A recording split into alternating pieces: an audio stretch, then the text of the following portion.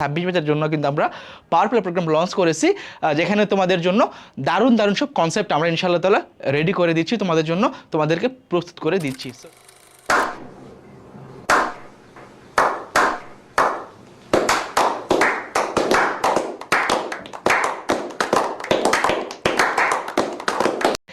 3 থেকে 4 মার্ক, অর্থাৎ গ এবং ঘ তোমার কমন আসবে। এখানে আসবে হলো কি গ ও ঘতে তোমার কমন এখানে আসে। তো 26 ব্যাচ তোমরা যারা আসো তোমাদের কিন্তু টেস্ট পরীক্ষা জানুয়ারি মাসে ইনশাল্লাহ অনুষ্ঠিত হবে।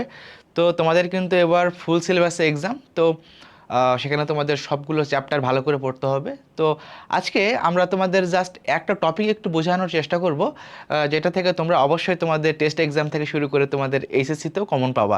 তো সেটা আমরা কি, সেটা আমরা দেখব হলো যে কাম্য জনসংখ্যা তত্ত্ব, আমাদের অর্থনীতি সেকেন্ড পেপারের খুব গুরুত্বপূর্ণ একটি চ্যাপ্টার, আমাদের জনসংখ্যা মানব সম্পদ আত্মকর্মসংস্থান, সেটার একটা পয়েন্ট আমরা এক্ষেত্রে আলোচনা করতে চাচ্ছি একটু, যে কাম্য জনসংখ্যা তত্ত্ব।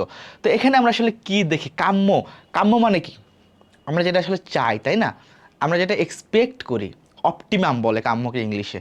তো এখানে এই তত্ত্বটার আসলে মানে কি, মানে হলো এরকম বলতেছে যে এমন একটি জনসংখ্যা, যেহেতু জনসংখ্যা রিলেটেড এই চ্যাপ্টারটা, তো আমরা জাস্ট তোমাকে এই একটা টপিক বোঝাবো যেখান থেকে তোমরা তোমাদের গ বা ঘতে তোমরা কমন পাবা 3 মার্ক থেকে 4 মার্ক। সো এখান থেকে তোমরা অবশ্যই 3 থেকে 4 মার্ক কমন পাবা এই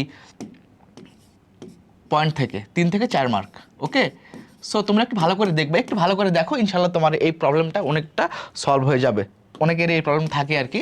তো আমরা কি বললাম, 3 থেকে 4 মার্ক কমন পাবো। তো এই কাম্য জনসংখ্যা তত্ত্ব আসলে বলতেছে যে এরকম যে যেই জনসংখ্যা থাকলে, অর্থাৎ যেই পরিমাণ, ধরো কোনো একটা দেশ, রাশিয়া বা কানাডা, ধরো কানাডাতে জনসংখ্যা খুবই কম, রাশিয়াতে খুবই কম, কিন্তু বাংলাদেশে খুবই বেশি। তো এই যে বলতেছে এরকম যে যে যতটুকু জনসংখ্যা থাকলে ওই দেশের মাথাপিছু আয় সর্বোচ্চ হয়।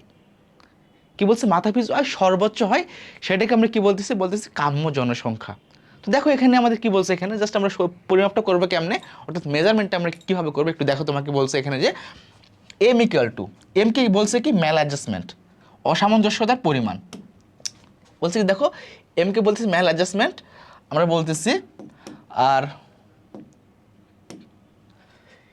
এ মানে কি হলো কি অ্যাকচুয়াল পপুলেশন, অর্থাৎ একটি দেশের যে অ্যাকচুয়াল পপুলেশন যত আছে আমরা সেটাকে আমরা বলতেছি কি এ বলতেছি, এবং ওতে হলো অপটিমাম। এখন তোমার এখানে বলছে জাস্ট এইটুকু যে তোমার এখানে চিত্র দেওয়া থাকবে পরীক্ষাতে, প্যারা নাই, তুমি চিত্র দেখে জাস্ট এই সূত্রতে বসাই দিবা। এটাকে আমরা বললাম, এটাকে আমরা বলতেছি কি সূত্র। ওকে, এটা তোমাকে মাথায় রাখতে হবে। যদি এরকম হয় যে এম ইকুয়াল টু, দেখো এখানে কি বলছে, এ অ্যাকচুয়াল, ধরো বাংলাদেশে 16 কোটি আছে, ধরো বাংলাদেশে আমি উদাহরণ দিই, উদাহরণ ধরো বাংলাদেশ,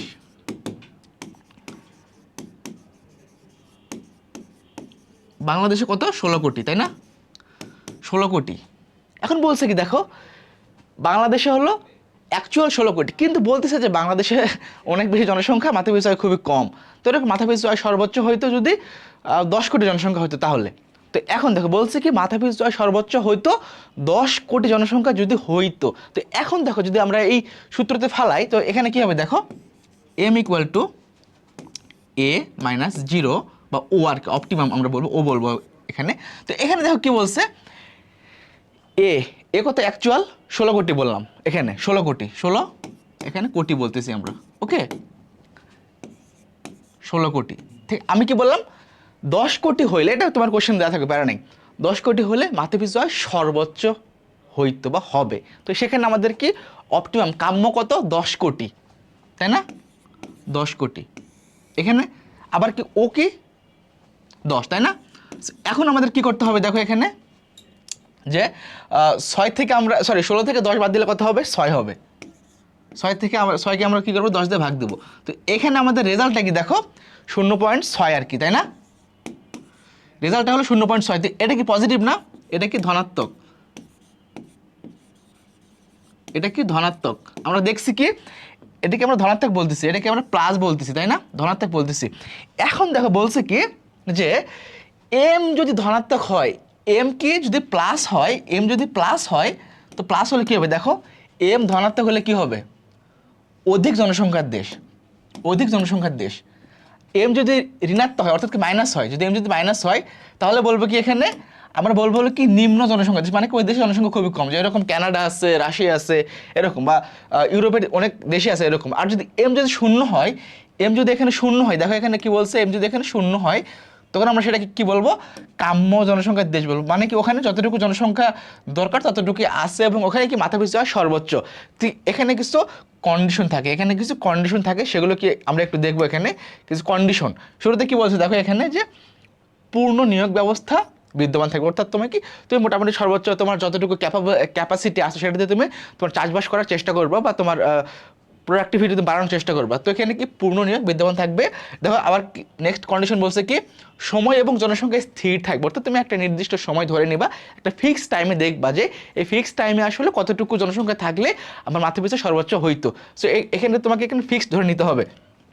এবং থার্ড কন্ডিশন যেটা বলছে কি দেখো এখানে যে মূলধন ও প্রাকৃতিক সম্পদ যেটা আছে, মূলধন এবং প্রাকৃতিক সম্পদ যেটা আছে এটাকে তোমার কি স্থির ধরে রাখতে হবে।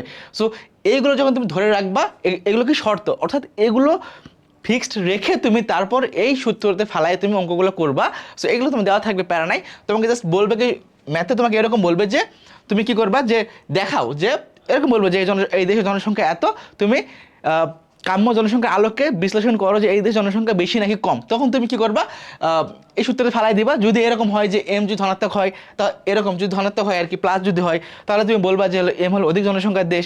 এম যদি মাইনাস হয় বা ঋণাত্মক হয় তখন তুমি বলবা হলো যে এম কম বা নিম্ন জনসংখ্যার দেশ। আর এম যদি শূন্য হয় তখন আমরা বলতে পারবো কি এম কাম্য জনসংখ্যার দেশ। তো এই জায়গা থেকে তোমাদের 3 থেকে 4 মার্ক অর্থাৎ গ এবং ঘ তোমার কমন আসবেই। এখানে আসবে হলো কি গ ও ঘতে তোমার কমন এখানে আসে। তো এইটা তোমার খুবই গুরুত্বপূর্ণ একটা টপিক বা একটা তোমার যদি পয়েন্ট আমি বলতে পারি।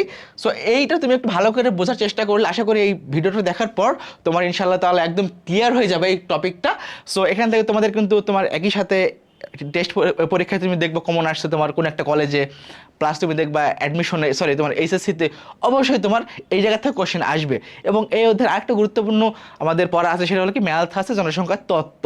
সো আমাদের এইটা এবং যদি আমরা ওইটা ম্যাথ আছে জনসংখ্যা তত্ত্ব পড়তে পারি তাহলে আমাদের এই 4th চ্যাপ্টারের অর্থনীতি সেকেন্ড পেপারের 4th চ্যাপ্টারটা আমরা ইনশাআল্লাহ তাআলা কভার করতে পারবো। সো আশা করি তোমরা ভিডিও থেকে উপকৃত হয়েছো, এবং তোমরা যদি উপকৃত হয়ে থাকো তাহলে তোমাদের বন্ধুদের সাথে একটু শেয়ার করবে আমাদের সাথে এই ক্লাসটি। কারণ আমাদের ক্লাসগুলো কিন্তু পাওয়ার প্লে প্রেজেন্টস, অর্থাৎ আমাদের এই যে ছোটো ছোটো ভিডিওগুলো তোমাদের জন্য আমরা তৈরি করি এগুলো সবগুলো কিন্তু পাওয়ার প্লে প্রেজেন্স, অর্থাৎ আমাদের 26 ব্যাচের জন্য কিন্তু আমরা পাওয়ার প্লে প্রোগ্রাম লঞ্চ করেছি, যেখানে তোমাদের জন্য দারুণ দারুণ সব কনসেপ্ট আমরা ইনশাআল্লাহ তাআলা রেডি করে দিচ্ছি তোমাদের জন্য, তোমাদেরকে প্রস্তুত করে দিচ্ছি। দেখা হচ্ছে নেক্সট কোনো ভিডিওতে, নেক্সট কোনো ক্লাসে। ভালো থেকো শেষ পর্যন্ত। আল্লাহ হাফিজ।